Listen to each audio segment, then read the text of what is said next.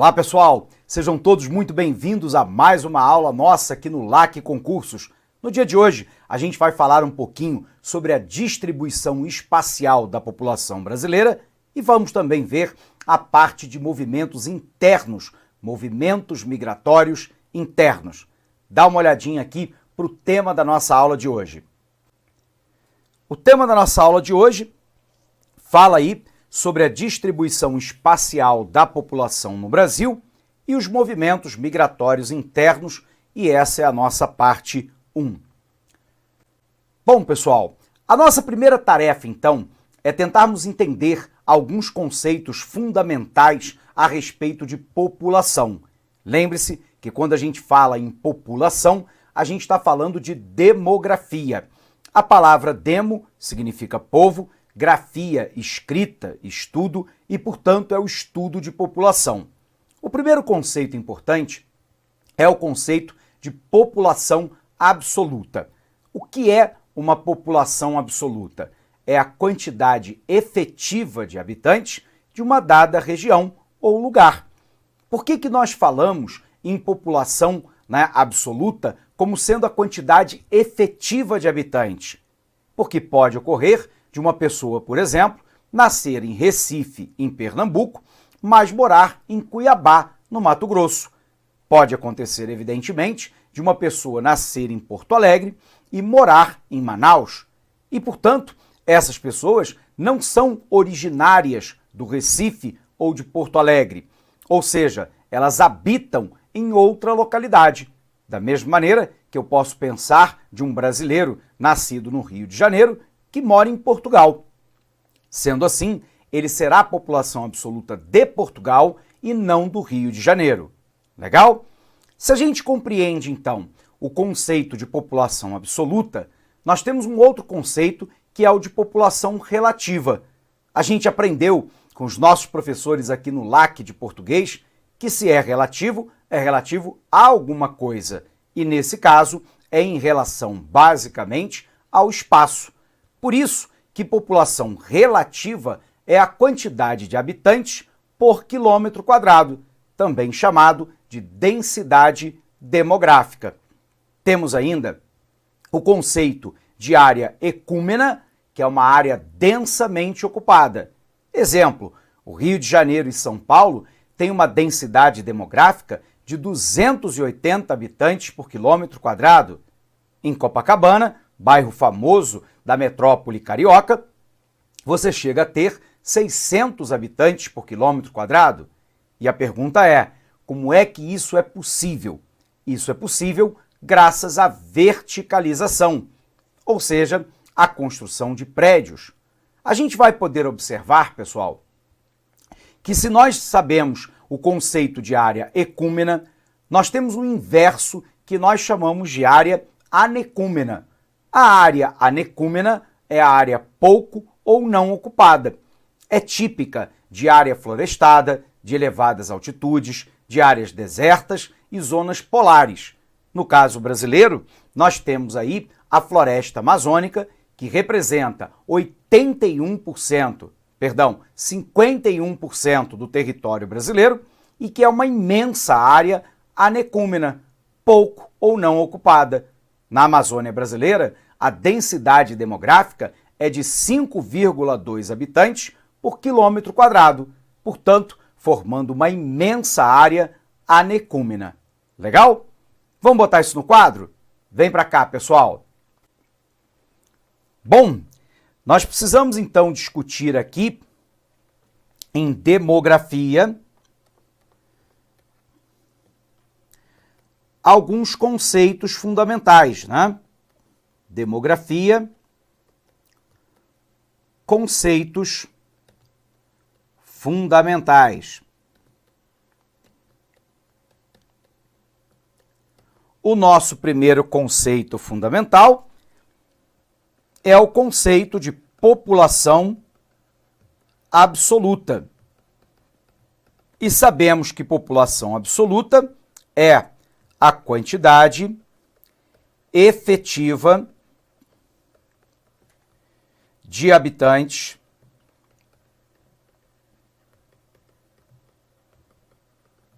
de uma dada área. Sabemos também que nós temos o conceito de população relativa e que a população relativa é a quantidade de habitantes por quilômetro quadrado, ou seja, é a mesma coisa que densidade demográfica.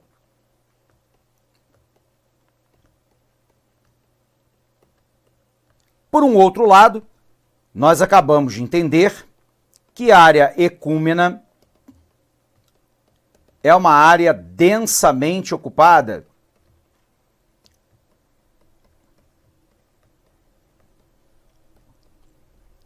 E que a área anecúmena é uma área pouco ou não ocupada. No caso brasileiro, o exemplo clássico de uma área anecúmena é a área da floresta amazônica brasileira. Portanto, alguns conceitos fundamentais aí para a gente avançar no nosso conhecimento. Primeiro, o conceito lá de população absoluta, que é a quantidade efetiva de habitantes. Posso pensar na população relativa, que é a quantidade de habitantes por quilômetro quadrado, mesma coisa que densidade demográfica. Área ecúmena, que é uma área densamente ocupada, e uma área anecúmena, pouco ou não ocupada. Bom, desses conceitos fundamentais, pessoal, derivam dois outros: o conceito de país populoso e de país povoado. O que é um país populoso? É um país que normalmente tem mais de 100 milhões de habitantes. É o caso, por exemplo, do Brasil. O Brasil é um país populoso. Porém, um outro conceito é o conceito de país povoado. País povoado é aquele que tem uma grande densidade demográfica. Não necessariamente ele é um país populoso. Ele pode ter um território muito pequeno, um território muito exíguo, e isso faz com que a densidade demográfica seja alta.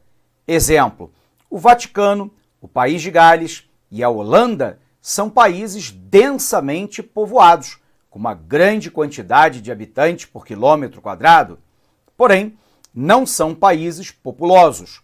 A população não ultrapassa 100 milhões de habitantes, aliás, nem chega próximo disso, mas o território ele é muito exíguo, ele é muito pequeno, o que faz com que a densidade demográfica seja muito alta.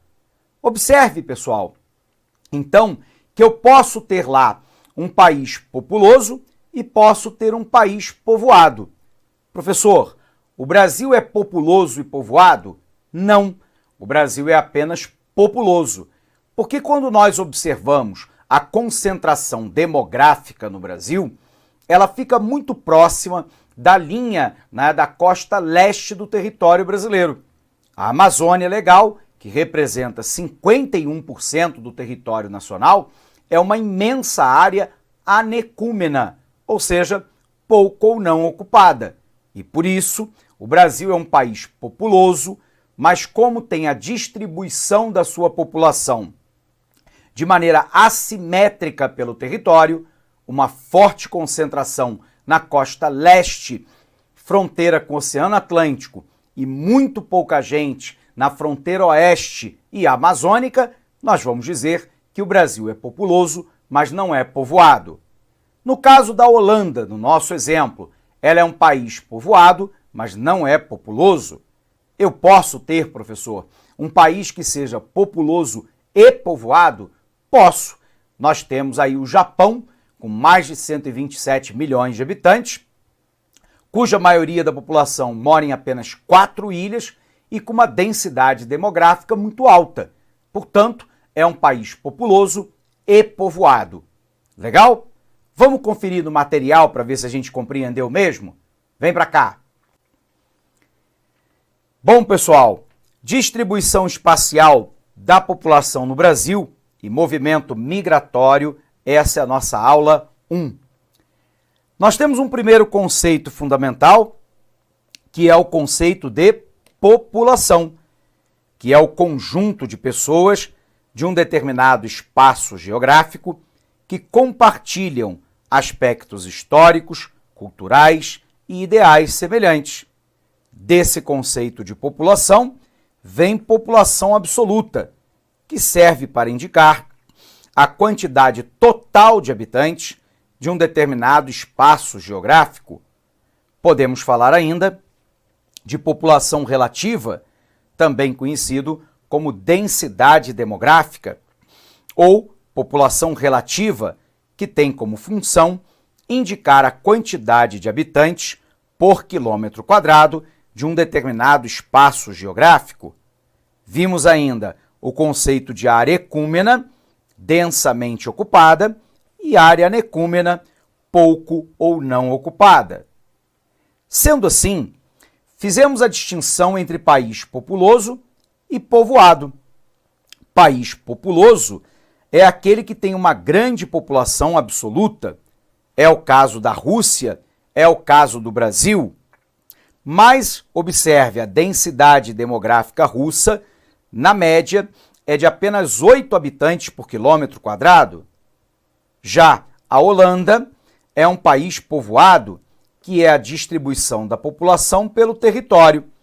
Embora com apenas 15 milhões de habitantes, a Holanda tem 404 habitantes por quilômetro quadrado, portanto, ela é povoada, mas não é populosa. Se nós entendemos isso, precisamos entender alguns outros conceitos fundamentais.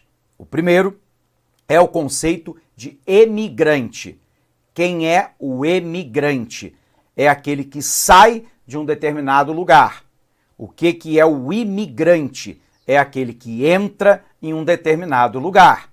Portanto, fica óbvio, todo emigrante numa região é imigrante em outra. Exemplo, você mora em Cuiabá e vem trabalhar e morar no Rio de Janeiro. Para Cuiabá, você é um emigrante, no Rio de Janeiro, você é um imigrante do Centro-Oeste. Você sai de Porto Alegre e vai morar em Manaus. Para Porto Alegre, você é um emigrante, em Manaus, você é um imigrante sulista. Saiu do Brasil, vai morar nos Estados Unidos. Para o Brasil, você é um emigrante, em solo americano, você é um imigrante brasileiro. Compreendidos, então, os conceitos de emigrante e imigrante, a pergunta fundamental é, professor, por que é que ocorrem as migrações? A gente sabe que as migrações acontecem por uma miríade de fatores. No entanto, existem alguns fatores chaves para a gente entender essa questão. Então, vamos botar no nosso quadro para a gente compreender isso junto com você. Vem para cá. Então, nós temos um conceito importante aqui, pessoal, só para a gente lembrar, que é o conceito de emigrante, que é diferente do conceito de imigrante. Lembrando, emigrante é aquele que sai, imigrante é aquele que entra. Quando nós olhamos, então, para as migrações, nós podemos observar uma série de fatores que provocam essas migrações. Eles podem ser basicamente os seguintes: migração por motivação política, econômica, natural e sociocultural. Óbvio que existem outros fatores, mas esses 4 aqui são os fundamentais. Então, de novo, o conceito de emigrante é aquele que sai, o conceito de imigrante é aquele que entra.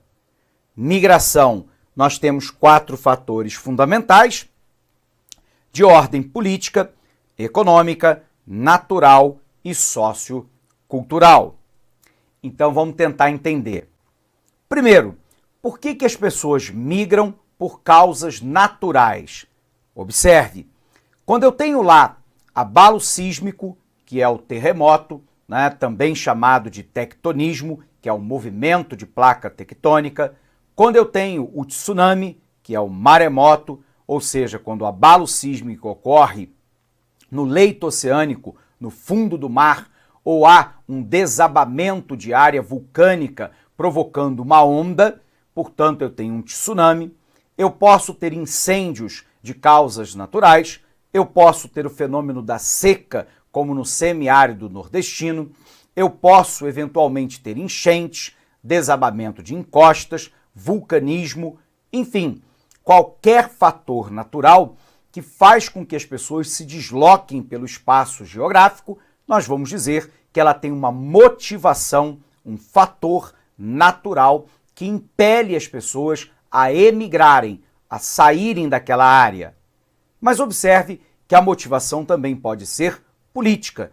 Eu posso ter uma situação de guerra, pré-guerra, de perseguição político-partidária ou ideológica, eu posso ter uma perseguição étnica, lembrando lá que nós no Brasil temos uma dificuldade muito grande de entender o conceito de etnia. Isso porque etnia remete à cultura. E como o grupo que culturalmente é diferente do nosso e que compartilha o nosso território são os indígenas, porém, como eles representam menos de 0,5% da população brasileira, óbvio que a gente tem uma dificuldade de entender essa questão de etnia. Mas etnia remete à cultura, remete à língua, hábitos alimentares, modo de se vestir, ética, moral, religião, visão do passado, visão do futuro, etc. Os indígenas brasileiros, óbvio, né? Aqueles que não têm o convívio, contato direto com o homem branco, são de um grupo étnico diferente do nosso. Em alguns países, nós temos lá que a etnia é um fator relevante de distinção entre as pessoas. Sendo assim, pode ocorrer a perseguição étnica, linguística, tribal, religiosa. E, portanto, por um fator de ordem política, né, eu tenho deslocamento de população. Por um outro lado, eu posso pensar numa causa econômica. As pessoas se deslocam porque elas querem ter acesso a emprego, a renda, estão fugindo da pobreza, querem a possibilidade lá de ter uma qualidade de vida melhor. Mas eu posso pensar também no motivo sociocultural, como, por exemplo, acesso à educação, acesso à cultura, fugir das áreas em que você é discriminado, encontrando lugares onde você é mais bem recebido. Isso são fatos que levam as pessoas a migrarem de um determinado lugar para outro. Legal? Então vamos conferir aqui, pessoal. Sendo assim, a gente sabe que a população brasileira ela está assimetricamente distribuída pelo território brasileiro. Se nós pegarmos aqui, né, quanto mais laranja, maior é a densidade demográfica, maior é a quantidade de habitantes por quilômetro quadrado.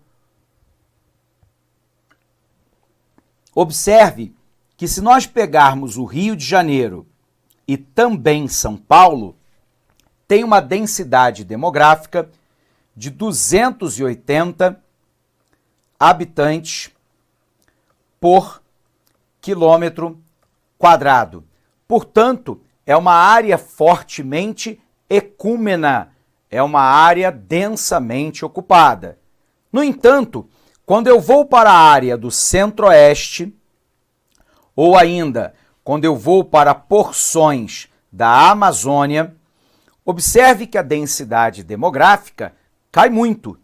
Em determinadas localidades, eu vou marcar aqui uma mais clara com X, né? todas as áreas claras têm menos de 1 habitante por quilômetro quadrado.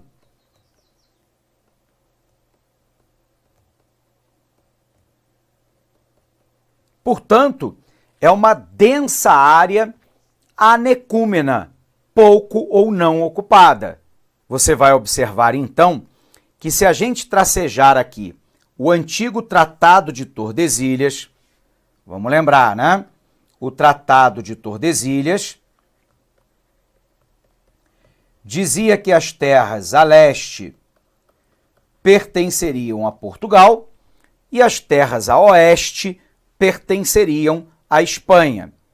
Embora o Brasil nunca tenha respeitado para valer o Tratado de Tordesilhas, a imensa maioria da população brasileira se encontra na costa leste do território brasileiro, numa área que vai até 500 quilômetros da fronteira com o Oceano Atlântico. Portanto, uma forte concentração exatamente nessa faixa leste do nosso território, né? Adentrando aqui até mais ou menos 500 quilômetros para dentro do território. O restante do país, a densidade demográfica é relativamente baixa. Bom, se a gente compreendeu isso, né, nós falamos lá a respeito de movimento migratório e a gente aprendeu o seguinte, né, que a migração representa um deslocamento de pessoas entre uma localidade e outra.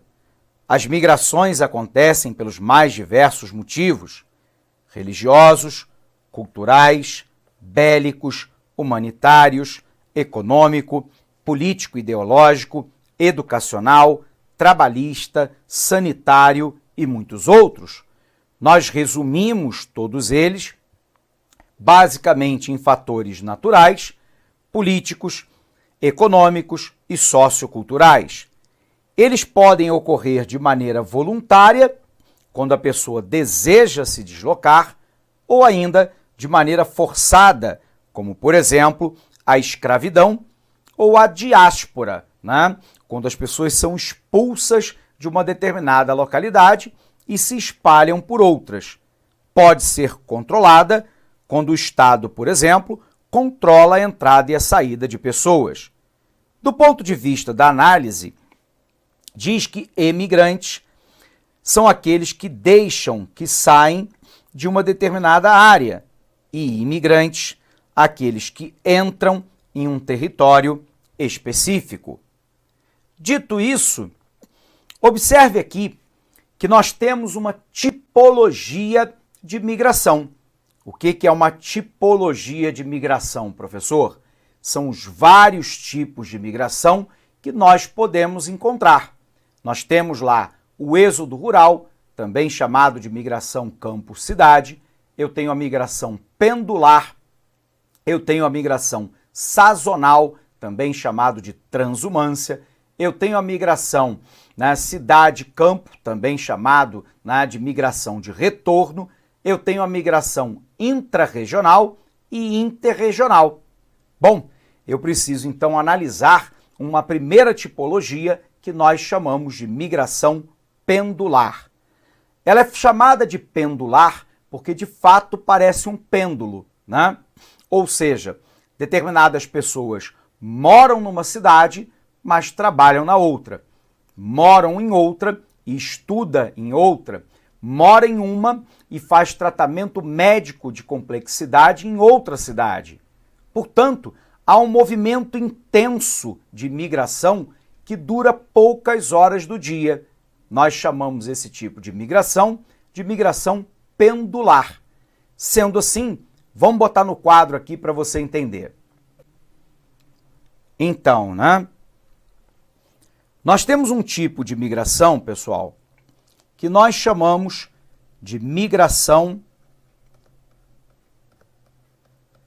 pendular. A migração pendular é aquela que dura poucas horas do dia.